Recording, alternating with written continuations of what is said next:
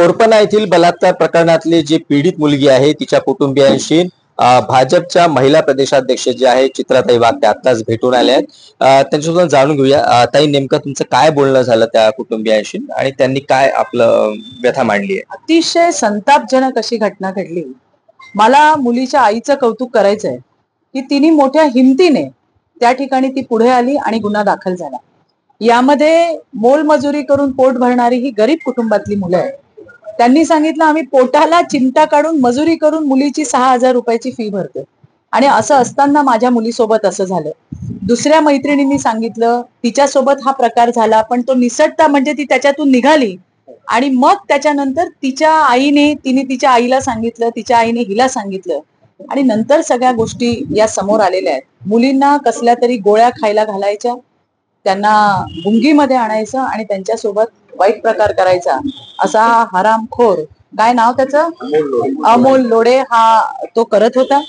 हा अमोल लोढे हा काँग्रेसचा युवक अध्यक्ष आहे कोरपणाचा. खासदार ताई, इथल्या महिला ताई आहेत त्या आपल्या धानोरकर ताईंच्या हाताने त्याची नियुक्ती झालेली आहे. हा हरामखोर राहुल गांधी विचार मंचचा सुद्धा अध्यक्ष होता.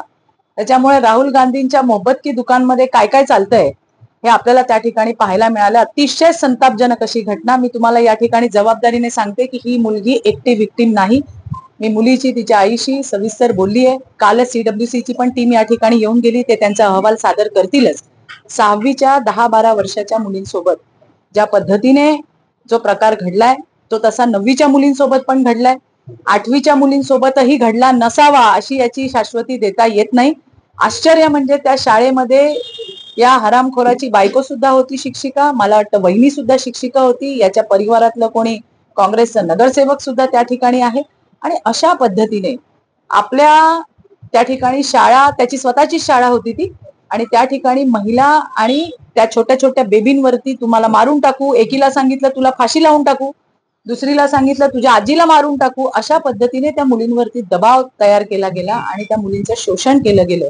या गोष्टीसाठी म्हणजे कठोरात कठोर शिक्षा ही त्या ठिकाणी झाल्याशिवाय राहणार नाही याचा मला विश्वास आहे. हा पळून जात होता, याला पळून जायला काँग्रेसच्या लोकांनी मदत केली असं म्हटलं जातंय. त्याचा सुद्धा तपास पोलीस त्या ठिकाणी करतील. पण पोलिसांनी अकोल्यावरनं हा पळून जात असताना त्याला पकडलाय आणि आता तो चंद्रपूर पोलिसांच्या ताब्यामध्ये. ताई, ही जी चर्चा आहे की ही मुलगी एकटीच याच्यामध्ये पीडित नाही तर अजून देखील मुली याच्यात पीडित, ही गेल्या 3 दिवसापासूनची शंका आहे. मात्र अजूनही या प्रकरणात म्हणजे इतर पीडित आहेत समोर येत नाहीये, त्याला काय कारण आहे? नाही, मला असं वाटतं, मी तुम्हाला जबाबदारीने सांगते, मी फार काही तुम्हाला सांगू शकणार नाही, पण दोघी तिघींचं तर काय झालं त्यांच्यासोबत हे मी माझ्या कानांनी ऐकलंय.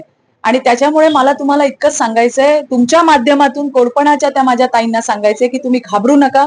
शासन तुमच्या सोबत आहे, पोलीस तुमच्या सोबत आहे आणि त्याच्यामुळे न घाबरता या नराधमाला शिक्षा आणखीन कठोर मिळायला पाहिजे. तुम्ही पुढे यायला हवंय.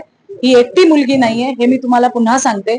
माहित नाही, कदाचित या शाळा चालकाने या शाळा चालवत असताना याने किती मुलींसोबत अशा पद्धतीने दुष्कर्म केलं असेल हे सांगता येत नाही. धन्यवाद.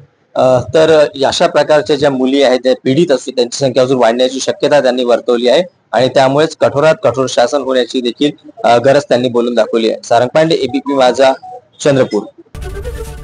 ABP माझा, उघडा डोळे बघा नीट.